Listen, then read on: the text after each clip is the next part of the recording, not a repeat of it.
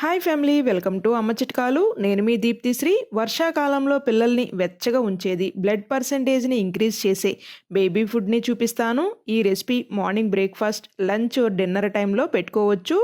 ఎప్పుడైనా పిల్లలకి పెట్టుకునే super baby weight gain food ఇది. పిల్లల ఒక ఐ విజన్ని, స్కిన్ని సాఫ్ట్గా ఉంచుతుంది ఈ రెసిపీ.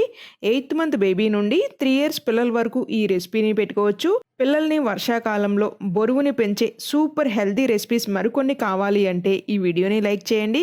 మొదటిసారి ఛానల్ని చూస్తే ఇంకా సబ్స్క్రైబ్ చేసుకోకపోయినా దయచేసి ఛానల్ని సబ్స్క్రైబ్ చేసుకోండి. 3 tablespoons కాబులి శనగల్ని శుభ్రంగా కడిగి ఓవర్ నైట్ సోక్ చేసుకోవాలి.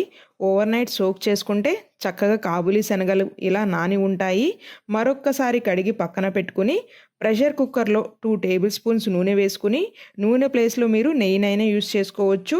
తురిమి కట్ చేసుకున్న చిన్న సైజ్ బీట్రూట్, క్యారెట్ ముక్కలు, ఓవర్ నైట్ సోక్ చేసుకుని వాష్ చేసుకున్న కాబులి శనగలను కూడా వేసి ఒక్కసారి కలిసేలాగా కలుపుకుని 1 నిమిషం పాటు కుక్ చేసుకున్నాక 250 ml వరకు నీళ్ళని పోసుకుని 4 to 5 విజిల్స్ వచ్చేంత వరకు కుక్ చేసుకోవాలి.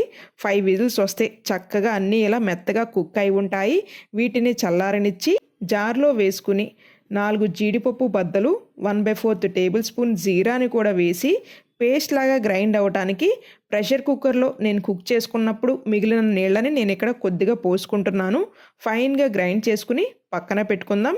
గిన్నెలో 2 tablespoons నూనె వేసుకుని గ్రైండ్ చేసుకున్న పేస్ట్ని వేసి మొత్తం కలిసేలాగా కలుపుకుని 1 నిమిషం పాటు కుక్ చేసుకున్నాక 300 ml వరకు నీళ్ళను పోసుకుని 2 tablespoons ఓట్స్ని వేసి 1/4 tablespoon పెప్పర్ పౌడర్ని కూడా వేసి 1 year అండ్ ఎబో బేబీస్ అయితే సరిపడా ఉప్పును కూడా వేసి 4 నుండి 5 నిమిషాల పాటు లో ఫ్లేమ్లో మధ్య మధ్యలో తిప్పుకుంటూ కుక్ చేసుకుని చల్లారినాక మీ చిన్నారులకి అయితే పెట్టండి. ఈ వీడియో మీ అందరికి ఉపయోగపడుతుంది అని అయితే ఆశిస్తున్నాను. వీడియో నచ్చినట్లయితే please do like, share and subscribe.